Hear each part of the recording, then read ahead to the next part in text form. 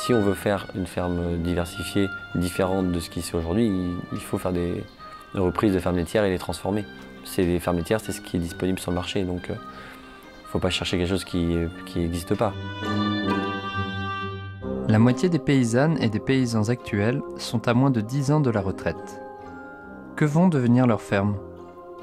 Aujourd'hui, la plupart rejoignent des fermes voisines en vue de les agrandir. Seul un tiers sont reprises pour une installation. L'avenir est dans nos bottes est une série d'entretiens qui s'attachent au renouvellement des générations agricoles. D'un côté, une ferme à céder. De l'autre, un désir d'installation. La rencontre ne va pas de soi et cette série, via les expériences qu'elle relate, a pour ambition de la faciliter. L'avenir est dans nos bottes, une série audiovisuelle par Jérémy Quédon.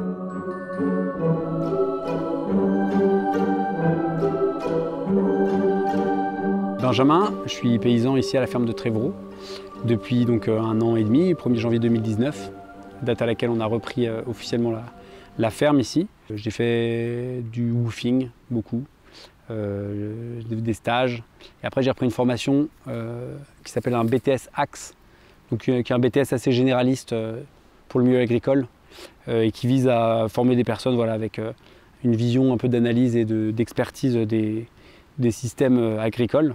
Et puis après, entre cette formation et puis notre installation, eh ben, j'ai travaillé dans des fermes, j'ai évolué un petit peu dans le milieu agricole et puis à côté de ça, j'ai eu tout un parcours plutôt dans l'animation.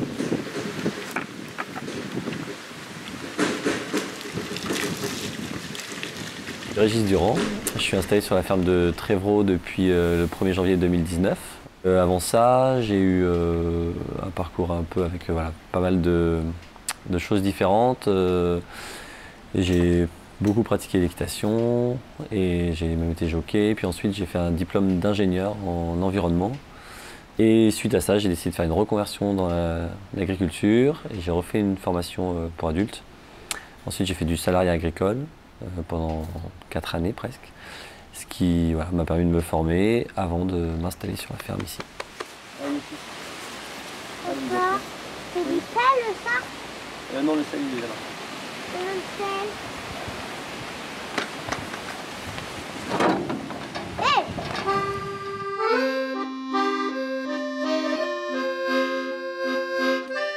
C'est un projet qu'on construit depuis 2015 en fait. Donc on aura mis un peu plus de 4 ans vraiment pour parvenir à une installation agricole. Tout compris, recherche de ferme, montage du projet, montage des financements et compagnie. Donc voilà, donc on cherchait un parcellaire groupé, une surface de 80 hectares et on cherchait une ferme évidemment qui puisse accueillir notre projet. Et dernier critère important, tant qu'à s'installer pendant plusieurs années, voire dizaines d'années dans un lieu, on se disait que ça serait intéressant si c'était un chouette endroit. Donc ici on a à peu près réuni tous ces critères-là. Évidemment la difficulté principale c'est que la ferme était équipée, aménagée et pensée pour la production laitière conventionnelle. Et donc il a fallu tout repenser, tout réaménager. Et on est arrivé à cette ferme-là voilà, par les hasards de la recherche de ferme qui a été assez longue, où on avait cumulé un peu toutes les façons possibles de chercher une ferme. Donc, le RDI avec la Chambre d'agriculture, toutes les associations du Pôle Impact. On a même appelé les présidents de CUMA, les annonces, les petites annonces dans les agences immobilières, les petites annonces dans les magazines. Et c'est finalement en mettant nous-mêmes une annonce dans un magazine agricole, en disant qu'on cherchait une ferme, que le propriétaire de cette ferme-là, il nous a contactés. Et finalement, toutes nos recherches d'annonces qui étaient déjà parues étaient vaines. Mais ça s'explique en fait. C'est-à-dire qu'en fait, quand il y a des annonces, souvent c'est des fermes qui ont des problèmes. Quand il n'y a pas de problème, il n'y a pas d'annonce, elles sont déjà vendues avant. Et quand on a visité, a priori on s'est dit mais ça ne va pas nous correspondre.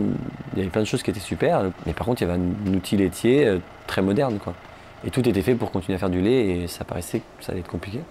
Puis en discutant, on s'est rendu compte que lui était ouvert à trouver des solutions, à vendre le robot par lui-même à vendre le troupeau par lui-même et à accepter que ça s'arrête. Et après, techniquement, il y a eu un arrêt progressif.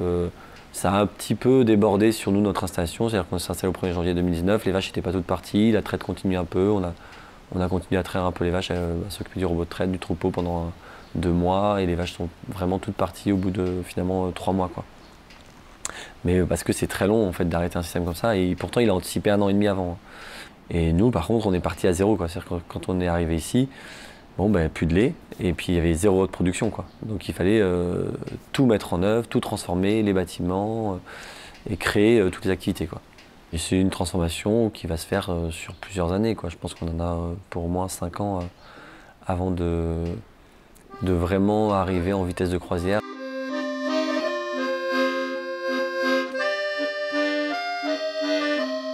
Ça fait 1 an et demi qu'on est installé, mais on est toujours dans une phase de mise en place des activités.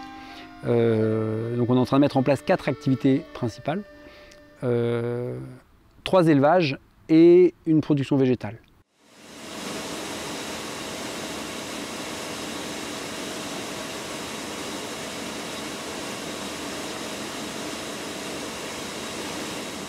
La production végétale, c'est une production de grandes cultures.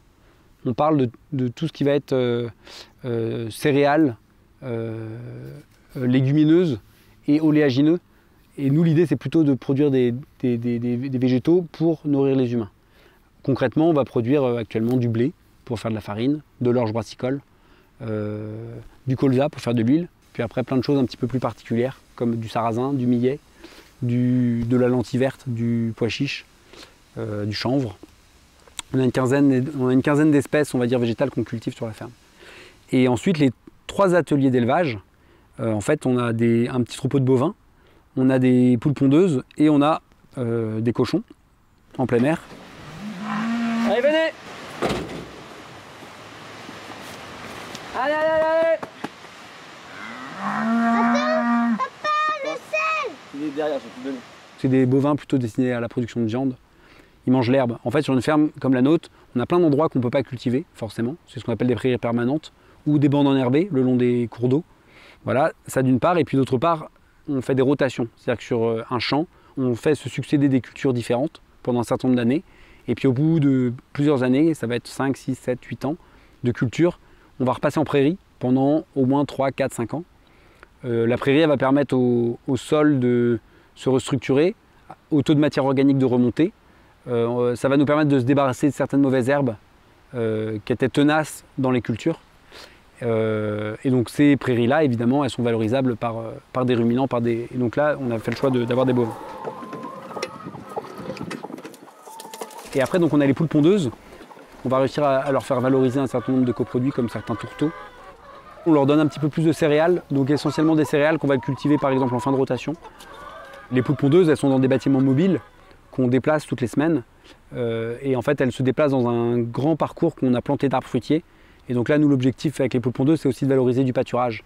Donc c'est une parcelle qui agronomiquement n'était pas extraordinaire. On a planté les arbres, on l'a enclos. Et donc les poules, elles y trouvent des insectes, de l'herbe, des graines, des petits cailloux, plein de choses. Voilà. Et là, l'objectif, nous, c'est de produire des œufs avec un maximum d'apports alimentaires trouvés par les poules elles-mêmes sur le parcours.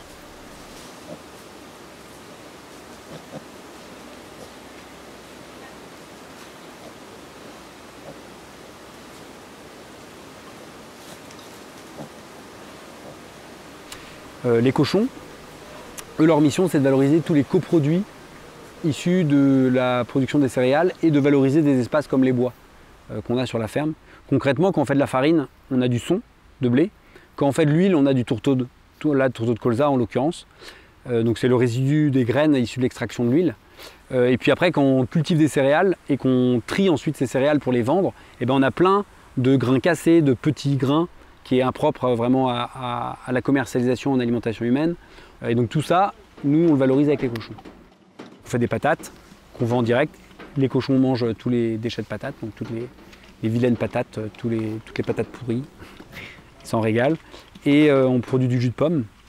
Voilà. Pour l'instant avec des pommes qu'on glane à droite à gauche. Et bientôt avec les pommes qu'on ramassera dans le parcours des poules pondeuses où on a planté des pommiers. Et voilà. Après on a quelques ruches. On a... Qu'est-ce qu'on a d'autre? On a un petit potager pour nous. Voilà. Et puis on récolte plein de choses dans la ferme. Il y a des champignons, il y a des mûres, il y a des... Mine de rien, c'est une sacrée ressource, une ferme comme ça.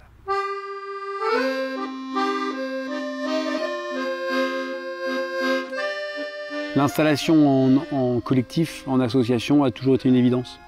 Dès le début de mes désirs d'installation agricole, les raisons elles sont assez simples, hein, c'est que c'est l'ambiance de travail. Je me suis jamais imaginé travailler tout seul. Et puis après, ça me paraît être une évidence, à partir du moment où on s'occupe de choses vivantes, qu'elles soient végétales ou animales, il y a une nécessité de s'en occuper, de s'en préoccuper toute l'année, toutes les nuits, tous les jours. Et d'être à plusieurs, c'est quand même un avantage non négligeable. Et puis après, moi, c'est aussi j'avais envie que ça soit une aventure humaine avant tout. Je me suis attelé à la recherche d'associés pour monter ce projet il y a déjà un petit bout de temps, 6 ans. Voilà, j'ai rencontré Régis assez tôt dans ce parcours de recherche. Et en fait, donc tous les deux, on a mené tout un processus de recherche d'associés. Pour moi, de toute façon, l'installation seule, ça n'a jamais été une éventualité. Parce que j'avais envie d'une ferme diversifiée, et puis même dans le quotidien, j'avais pas envie de travailler seul. Et il se trouve qu'on s'est trouvé avec Benjamin en travaillant dans une ferme, faisant un remplacement d'un agriculteur pendant ses vacances ensemble. Et que ce qui a été primordial, c'est notre compatibilité dans la façon de travailler. Donc à la base, nous, on n'est pas des amis, on ne se connaissait pas. Donc on a fini par s'installer tous les deux ensemble. Mais dans l'histoire du projet, on est monté à plus que ça.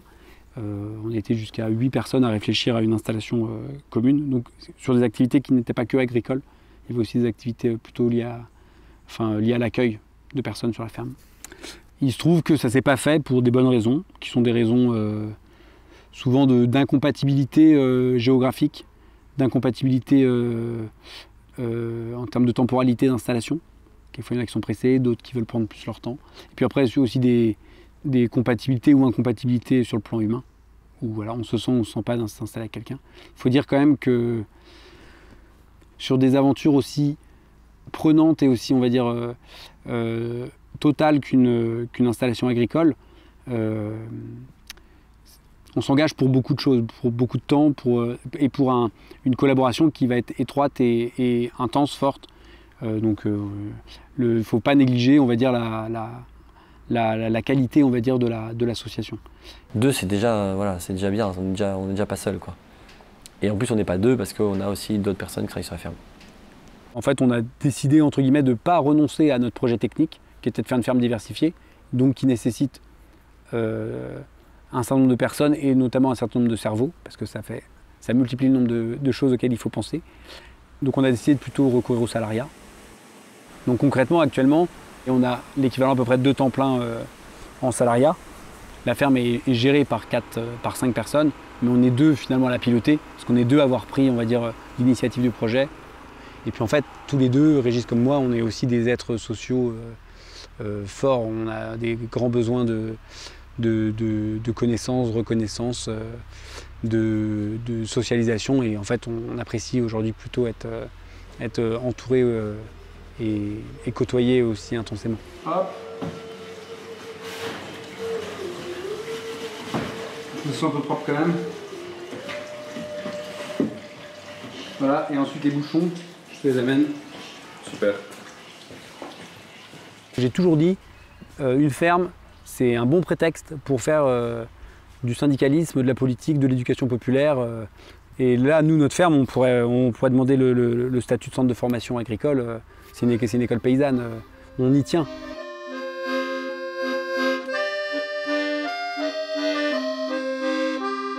Quand on a pris la ferme ici, avant de s'installer, on a pris le temps. Et quand je dis prendre le temps, c'est qu'en fait, à ces moments-là, c'est souvent très chargé, on a plein de choses à faire.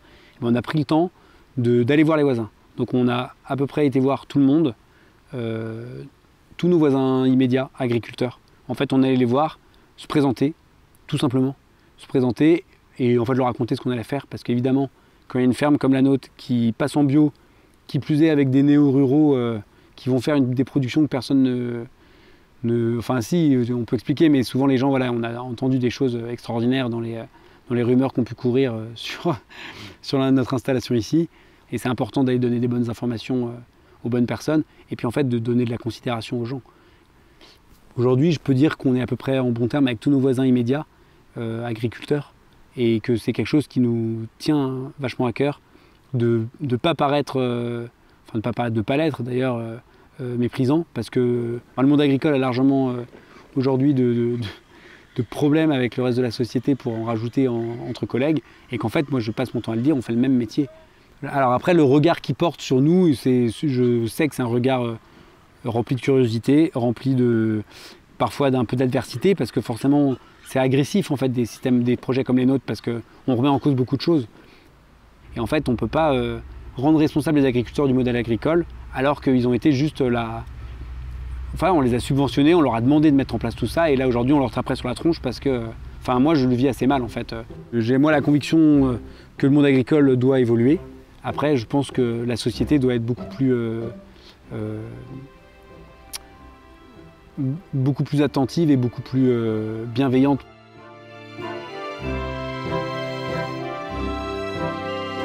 On se rend compte aujourd'hui qu'il n'y a pas d'adéquation entre les fermes classiques qui se libèrent et les nouveaux porteurs de projets, entre guillemets, les nouveaux projets. Ce qui nous amène à travailler sur de la restructuration des fermes. Et c'est ce qui s'est passé ici aussi à Tréveraud.